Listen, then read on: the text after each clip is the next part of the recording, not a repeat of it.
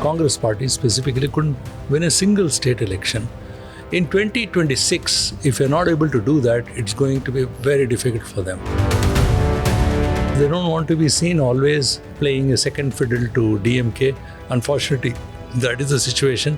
If they really want to break free, then they need to reorganize their cadres at the ground level. 2026, they must get their act together.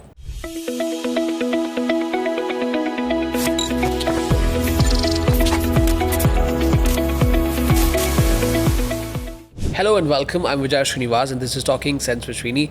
As 2026 gets underway, India is treading a careful path in an increasingly unsettled world. Global geopolitics are in a flux, economic certainties are under strain, and domestic politics continue to evolve. In this edition, we examine how India is positioning itself on the foreign policy front, in economic decision-making, and within its own political landscape. Joining us to decode this further is our editor-in-chief, Srinivasan. Thanks very much indeed for your time, sir. Happy New Year to you and all the viewers. Wishing you a very happy New Year to you too, sir. I would like to begin with you with political churn in Bangladesh and in Nepal, most recently with the Gen Z protests. How vulnerable is India's neighborhood right now? You think there needs to be some kind of a recalibration in terms of its foreign policy in 2026? Look, yes, we are in a tough situation. 2025 has been really quite a challenging year, and hopefully 2026, some of these problems would kind of at least get towards some solution. Like you pointed out, the neighborhood issues, but I think the biggest trend of 2025 right from the beginning is Trumpism, what Trump did to the world. That's right. And that impact of that is being seen all over the world. We could come to that later. But as far as India's neighborhood is concerned, it's some of the regions are pretty severe.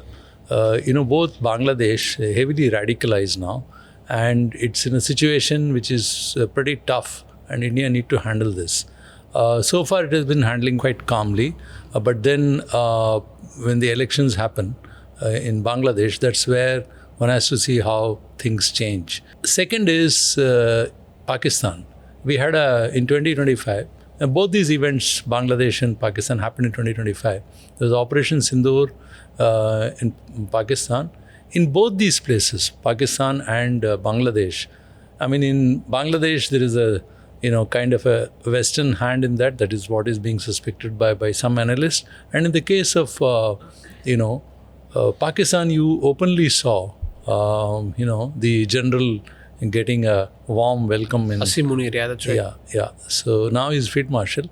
He's getting a warm welcome in the White House. So these are not very good signals. One thing about... and we also had a lot of Chinese weaponry in Pakistan. Exactly. And that was used in the war. In fact, what was being said was the Chinese cleverly used that to test their own weapon system. As far as 2025 is concerned, we kind of kept the situation with the Chinese on the even keel. Nothing much happened. No tension, immediate tension in 2025. 2026, if we're able to maintain that, even improve, that what I refer to as border situation. But if we're able to strike some kind of a understanding, at least, if not a deal, at least understanding on trade, it'll be very good. The other neighbor is Nepal, as you pointed out. Gen Z went on a huge rampage there, and there is a change. Now, how 2026 shapes out, again, depends on what kind of diplomacy we're able to do. Another neighbor is Sri Lanka, with whom we had better relations. But we seem to have a very good relationship at this point of time. And we even kind of extended the humanitarian aid during the recent cyclone. Now, the other key thing is our relationship with Afghanistan. Now, with Afghanistan, again, we have managed to establish a relationship. Afghanistan foreign minister came here. But then the sticky thing is how are they going to handle issues like human rights? Especially you saw how women were prevented from attending a press conference, and later they were allowed. But that's a sticky issue. So how we are going to handle that, and how are we going to take it forward? These are main challenges as far as India's immediate neighborhood is concerned. Okay, I want to bring your focus to economy as well. The budget is around the corner on February 1st. It's Nirmala's 9th straight budget as well. Stay tuned for the Federal for all the comprehensive budget-related updates. If you really look at the, from a macros point of view, obviously we're growing at about 8%. The last quarter growth was 8.2%. And, but again, inflation is also on a downward trajectory right now, less than 1% there. But if you really see that the foreign portfolio investors have been exiting India markets, FDI is also on a downward trajectory there. It's not coming in. Fresh investments also not coming in. It's kind of, it's bittersweet in a way if you look at the macros, point of view as far as India is concerned. But we managed to become the fourth largest economy. The government has claimed, while there are lots of, economists casting aspersions on India's calculation of its GDP. So, what do you think we should realistically expect as far as the economy is concerned in 2026? Well, pretty long question. Yeah. Let me start answering. You see, this whole economy, largely, as I said, started with 2025, the way Trump has behaved. Mm-hmm. We don't have a trade, agreement as yet. of now, we don't have. So, nobody expected the way 2025 would start with Trump imposing first a 25% tariff and then another 25% surcharge, total 50%, one of the highest tariff what we face in the world, India. And why he has so much penalized India. So this has completely upturned our foreign policy, as earlier we were actually coming closer to US for the last decade or so. After Narasimha Rao signed the 123 agreement, we were coming pretty close to that. So it was thought that as if we are going to be a kind of China, since they are going to face China, America, so India would be a useful partner to them. That's how the whole thing was conceived probably. But then Trump changed everything. And now it has become a big question is over tariff. Second is H-1B visas and other visas to Indians. As a result of that, I think there's been a lot of impact on the economy also. So one particular issue you refer to is FDI. Now, probably there is a better investment possibility in US itself. I mean, that's what Trump is, that's how he's trying to sell. So that's one reason FDI has really fallen. FI has also been pulling out. So we face a major problem there. But then there are other issues as well, as you pointed out. Whether the data which Indian government is providing can be trusted upon. Many economists here believe that, critical economists I would say, they believe that the data is not accurate. But why they are saying it? Because the total aggregate GDP as the government projected, but if you see the components of it, they don't really add up. They don't really add up. So that's a big question. So for instance, if you just saw the PMI or purchasing manufacturers index, it's down. If you see inflation, it's actually a very good number. If you see inflation is really I never expected to see such inflationary numbers. But then you go out in the market, try to buy a vegetable. Can you get an apple for less than 100 rupees? Not really. And can you get, say, yesterday somebody went to... Depends on the quality as well, isn't it? Exactly. But then if you go to high street and then... It's not possible, yeah. Yeah. So it differs. But then these are seasonal prices, you may explain it. But then the bigger question is, prices still remain high. It's only the rate of change of price which has fallen. So even the GST rat rationalization hasn't really, impacted the consumers in a positive way. It has to some extent. That's why they're saying that the consumption has picked up, but the consumption hasn't picked up to the way it should. Yeah. The key factor here is, if you look at the capacities of the companies, they're still running at 75%. So the private investment won't happen unless there is full capacity utilization. Right, yeah. So they won't feel any, and they're not confident of investing. Even the foreign companies, if they want to invest in India, they need to be given lot more confidence. So these are the issues which is actually holding back the economy, as you correctly pointed out. No, but do you see these issues being addressed in this year? Yeah, I mean, there's no other way. The government has to address these issues. For instance, I think some attempts are already being made. Hopefully, they will strike a trade deal with the US this year. There are hopeful signs which the trade minister said will come through. And we are now increasingly moving towards kind of having other agreements outside the US. For instance, we are close to moving and striking an agreement with the EU. And we should be looking for more such partners which can be outside the purview of because America was our largest trade partner. To offset that, we have to look for other partners. That's one. Second is, but the problem hasn't ended. If you recently saw Federal, we carried a story saying how Mexico is imposed a 40% tariff because America insisted. So things are getting difficult, but we have to find a way out. I think actively the government has to find a way out. Second is domestic economy. PM had spoken of, a reform express. So the outstanding reforms must be carried out this year. Some of the reforms are not yet happened. One of them is land reforms, which is still there, labor reforms. So there are many issues which they have to address this year. But the biggest challenge is going to be also the governance issue. See, the data, it's not just that economists are saying, even IMF has pointed out that our data is suspect. So we have to fix these things as well. So if government starts working more towards solving these issues and sorting them out, I'm sure a way can be found out. Politically, the Congress appears to have lost the plot in 2025. You've also talked about this in your recent article on TheFederal, one of our year-end pieces. But though it has made significant gains in 2024 Lok Sabha elections, but has failed to capitalize on that. While the BJP continues to move ahead state by state, almost won every single election in 2025, and more like a juggernaut there. But with crucial elections now coming up in Assam, West Bengal, Tamil Nadu, Kerala, and Puducherry, and what do you think we should be expecting from the political landscape in 2026? See, it's a really a very important question. This needs some reflection on how opposition is going to behave this year, because 2025, as you pointed out, has been disastrous for them. They couldn't win Congress party specifically couldn't win a single state election. In 2026, if you're not able to do that, it's going to be very difficult for them. So somehow they have to try to win Assam. They should win Kerala. In the normal sense, they should, but they should stop infighting for the chief minister's post. If that they don't do, they'll win easily. Then they need to strike a good alliance in Tamil Nadu.